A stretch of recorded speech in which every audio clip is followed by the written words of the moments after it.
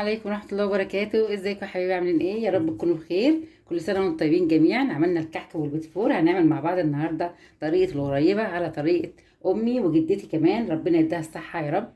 الطريقة دي بقى جميلة جدا وسهلة، مفيش اسهل من كده، هنعملها كمان احسن من المحلات. معانا بقى المقادير بتاعه الغريبه اللي انا هعملها معاكم. انا عايرت بالكوبايات اللي انتم شايفينها، المجات دي كده. المج اللي تستخدميه تعايري بيه على طول كل حاجه. هي اصلا مكوناتها سهله وبسيطه، كلها مكونه من ثلاث حاجات بس. زي ما انتم شايفين قدامكم كده، الدقيق والسكر البودره والسمنه. دي كلها كل مكونات الغريبه معانا. هنعمل غريبه دايبه دوب كده وجميله جدا ان شاء الله. هتعتمديها في كل مره هتعملي فيها كحك وبسكوت غريبه، هتعملي الطريقه بتاعتنا دي. اقول لكم بقى المقادير نقولها مع بعض. انا معايا مجين من السمنه، انا هعملها بصراحه بسمنه بلدي، تبقى جميله جدا.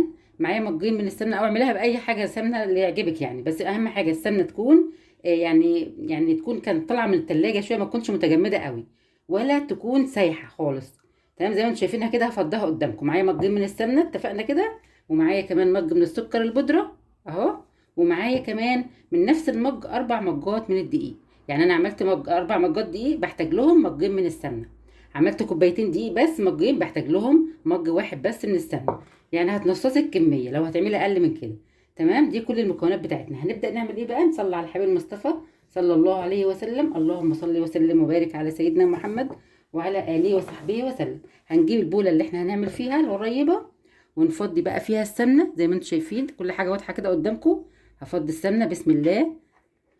ده اول شايفين السمنه يا جماعه اهي، ولا سايحه خالص ولا متجمده خالص. هفضيها بس كده بالمعلقه. معانا المعلقه تانية صغيره كده اهي. سهله جدا جدا جدا، ولما بتعملي بقى الحاجه في البيت بتبقى، بصوا، بتبقى انضف كمان واوفر. وريحه المخبوزات عندك في البيت كده الاولاد بيبقوا فرحانين بصراحه يعني. وبتبقى حاجه جميله يعني، وكتير كمان يعني، اوفر وانضف وبتديكي كميه اكبر. وفرحه الاولاد اكتر من كل حاجه بقى، احسن من كل حاجه. كل سنه وانتم طيبين يا رب. هذا علينا وعليكم وعلى الامه الاسلاميه الايام بخير. نيجي المج التاني اهو، تاني مج. بسم الله. احنا هنستخدم المضرب الكهربائي.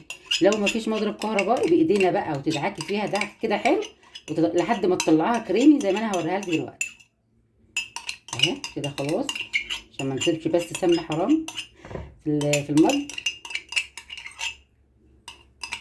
انا كده مش وزنه بصراحه خالص اي حاجه، انا عامله معاكم بالمجان. تمام كده، وانت اعملي بقى زي ما انا بعمل كده بالظبط، تبقى الخطوات خطوه بخطوه ان شاء الله تطلع معاكي كويسه جدا. معانا مج السكر هنحطه على السمنه. نفس المج اهو يا جماعه، نفس المج اللي معايره بيه كل حاجه، الدقيق والسمنه والسكر. تمام كده، كله تمام. هنقلب بقى كده. السكر طبعا يكون منخول سكر بودره، وتنخليه علشان ما يكونش فيه عندك فيه ايه تكتلات ولا اي حاجه خالص. تمام كده. نصلي على الحبيب المصطفى. اللهم صل وسلم وبارك على سيدنا محمد وعلى اله وصحبه وسلم. والله رمضان عدى بسرعه، محدش حس بيه بصراحه خالص. هنبدا بقى نضرب الخليط.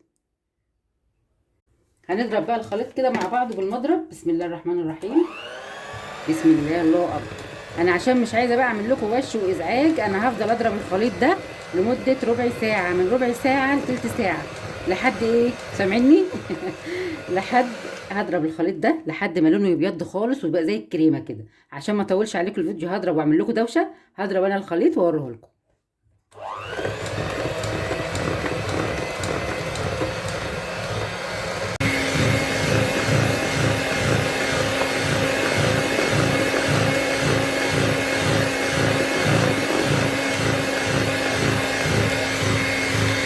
كده يا جماعه خلاص، احنا كده خليناها. شايفين شكلها ابيض ازاي وزي الكريمه؟ هي اصلا كريمه صراحه يعني. انا كده خلاص وقفت المضرب. كل ما تخليها لونها يفتح ويبقى ابيض كده تطلع معاك الغريبه بيضه وزي الفل. تمام كده. هنشيل بقى الخلاط بتاعنا ده، المضرب قصدي. بسم الله. وننزل الحاجه من عليه كويس اهي. نضف الحاجه دي طبعا عشان ما نسيبهاش فيها اهي، على قد ما تعرفي.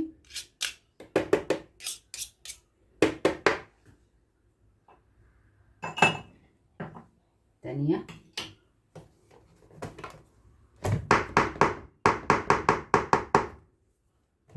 بقى المضرب شويه كده على جنب،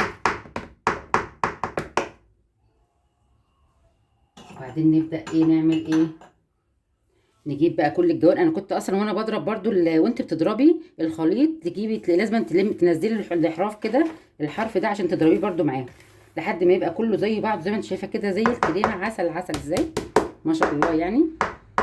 معلش الخبط والرزع ده فانا هعمل ايه، الدقيق بقى، كميه الدقيق بتاعتنا ننزل شويه بشويه. بسم الله، اللهم صل على سيدنا محمد وعلى اله وصحبه وسلم. ننزل شويه بشويه كده ونبدا نخلط بالسباتولا اهي. بسم الله. اصلا برضو ده مش عايز عجن، يا دوبك بطراطيف صوابعنا بس. انا هحط الدقيق بس اتوهه كده شويه بشويه، وابدا بقى استخدم ايديا علشان ايديكي بتبقى لامسه العجين، وبتبقي ايه وتحسي بيه كده وتعرفي هو محتاج ايه بالظبط. طبعا احنا ما بنحطش فانيليا ولا بيكنج باودر على الغريبه، ما نحطش عليها خالص الحاجات دي، ولا حتى ذره الملح. تمام. هبدا بقى استخدم ايديا. شايفين الكريمه يا جماعه ما شاء الله، غريبه، هي اسمها غريبه وهي فعلا غريبه عسل. بسم الله الله اكبر. ابدا بقى استخدم ايدي برضو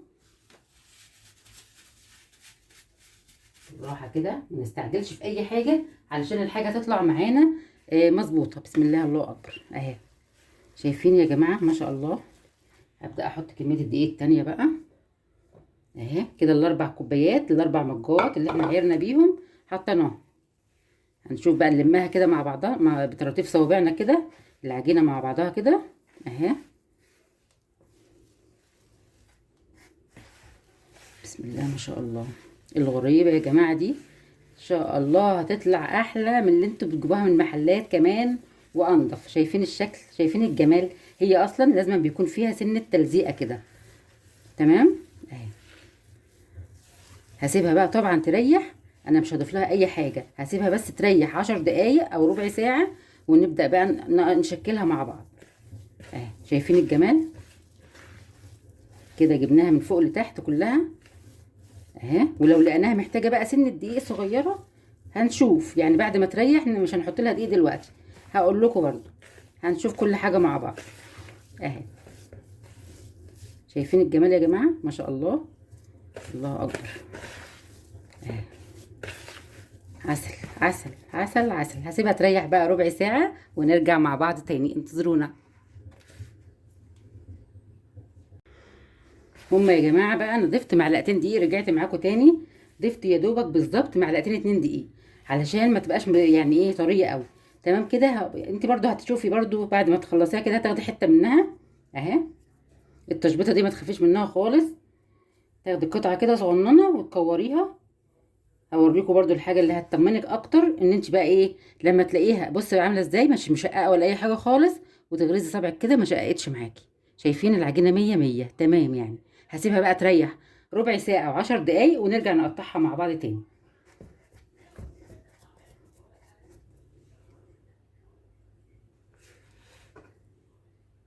هنبدا يا جماعه، انا سبت الغريبه بتاعتنا الحلوه دي تريح ربع ساعه. تمام. شايفين العجينه بتاعتها جامده جميله ازاي، ولا ملزقه قوي ولا حاجه، بس هي بتدي سنه تلزيقه، تحسي كده وانت بتتك عليها كده تديك سنه تلزيقه صغيره، دي حلوه قوي ما تقلقيش منها يعني. هنبدا بقى، معايا صينيه الومنيوم مش هندهنها اي حاجه، ما بندهنهاش حاجه لان هي اصلا معموله بالسمنه ومش محتاجه انها مش تلزق يعني ان شاء الله. هنقطعها بقى كور مش كبيره قوي، صغيره. شايفين كده اهي، علشان هي اصلا بتفرش سنه صغيره، لو قطعناها كبيره هتلاقيها فرشت وتبقى كبيره معاكي خالص. هي كده عسل كده تمام كده. هنبدا بقى نرصها في الصينيه بتاعتنا اهي زي ما انتم شايفين كده، ترصها واحده جنب واحده، قطعه واحده كمان، تحاولي تخليها كلها قد بعضها يعني تقطيعه واحده يعني اهي. بصوا التنيكه تكورها على كلوه ايدك دي كده علشان تطلع معاكي مظبوطه اهي، ما تبططهاش ولا اي حاجه خالص زي ما انتم شايفينها كده. ونرص جنب بعضه، ندي برضو وسع يعني ما نخليش المسافة ضيقة علشان لو فرشت سنة صغيرة ما تلزقش في بعضها. نعمل تاني برضو قدامكم يعني ما شاء الله الكمية دي هتعمل لنا شوية غريبة عسل يعني، كمية حلوة اهي. واضحة قدامكم كل حاجة طبعا، يعني بتبقى اقل من الكحكاية شوية صغيرين اهي كمان بقطع بس قدامكم كام واحده بوريكم انها سهله وما شاء الله انا مقطعاها قد بعضها كمان. بصوا شايفين اهي. اقطع بقى كده كله كده اهي.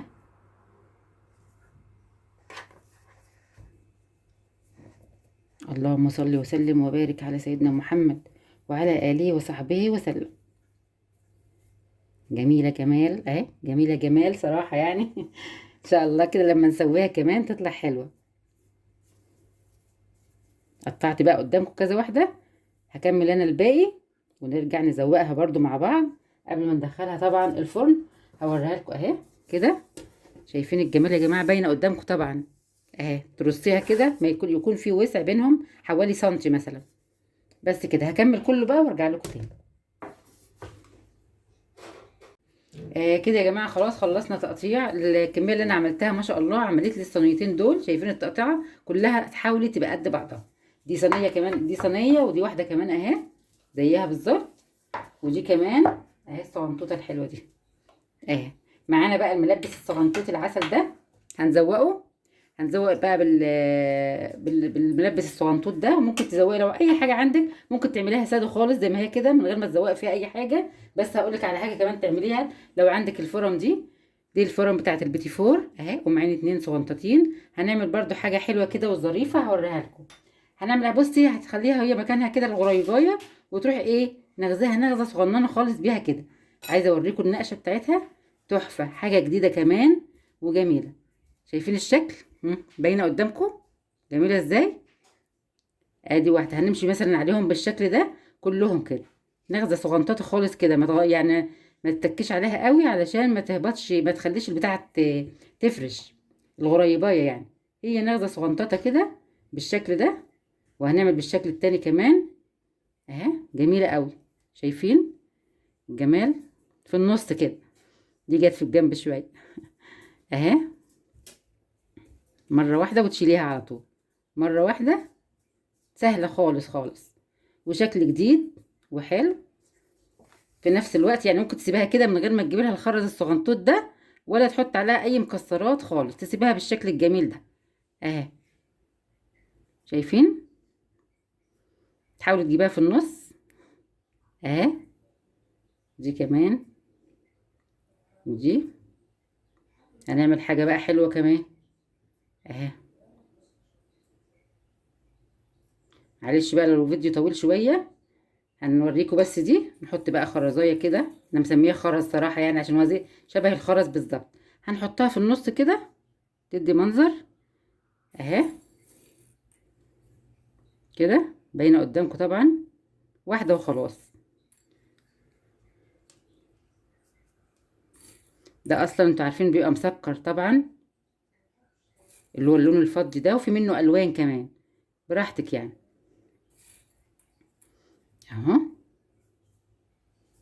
المهم همشي بكل اللي هو الملبس الصغنطوط ده عليها. وهوريكم شكل تاني برضو عشان نخلص بقى برضو مع بعض. انا عملنا بالشكل ده. في شكل كمان عندي اهو اللي هو ده. هنعمل برضو عشان اوريها لكم تبقى قريبه اهي. شكل تاني جميل جدا. شايفين الجمال؟ ما شاء الله اهي يا جماعه اهي. بسرعه كده مع بعض اهي. شايفين؟ واضحه. واحده كمان برضو هنحط فيها خرز. ممكن نسيبها ساده من غير خرز عادي يعني اهي. انا بحاول اجيبها في النص. كده هحط بقى فيها الخرز. برضو بقول عليه الخرز الصغنطوط ده الملبس صغنطوط. وبعدين بقى نقيد الفرن على درجة حرارة 150. بعد احنا مش عايزينها طبعا. انتوا عارفين الغريبة ما بتبقاش لونها محمر، بتبقى بيضة. القعر بتاعها بيبقى ابيض او مصفر بسيط خالص. والوش بيبقى ابيض زي ما هو. هنقيد الفرن بقى على درجة حرارة 150 واحطها تستوي ونرجع لكم تاني. بكده يا جماعة خلاص خلصنا الغريبة الجميلة بتاعتنا. شايفين المنظر؟ ما شاء الله يعني غريبة طلعت تحفة. وريحتها بقى مش عايزة اقول لكم تحفة تحفة. والتسوية بتاعتها زي ما قلت لكم كده على 150 لو لقيت هي اصلا بتبقى المفروض بيضه من فوق وبيضه من تحت، يعني لو خدت لون زي كده عادي مش مشكله خالص. بس اهم حاجه ما تتحرقش منك على 150. ممكن لو لقيتها عاليه قوي الفرن بتاعك توطيها تهديها شويه يعني. بس كده شايفين الجمال بقى، ولا شققت ولا اي حاجه. عايزه اوريكم النعوميه بتاعتها برضو اهي. بسم الله ما شاء الله، شايفين ما شاء الله ناعمه خالص، ناعمه يا ناعمه يا غريبه زي ما بيقولوا يعني. جميله جدا، طلعت حلوه وتحفه ما شاء الله. جربي بقى الطريقه بتاعتنا واتبعي الخطوات، يعني بصوا فيها سنه قرمشه بسيطه خالص بس ناعمه جدا. جربي بقى الطريقه بتاعتنا ان شاء الله تعجبكم الطريقه. وكل سنه وانتم طيبين، واتمنى لكم عيد سعيد. عملنا كده البسكويت والبسكويت والكحك. الطريقه بتاعته عندي، اللي عايز يرجع عندي فيديوهات قديمه للكحك والبسكويت. وعملت معاكم البوتي فور وكمان الغريبه، طلعت جميله جدا. اتمنى يكون الفيديو بتاع الغريبه عجبكم، سهل وبسيط وما خدتش مننا وقت خالص. وكل سنه وانتم طيبين وعيد سعيد.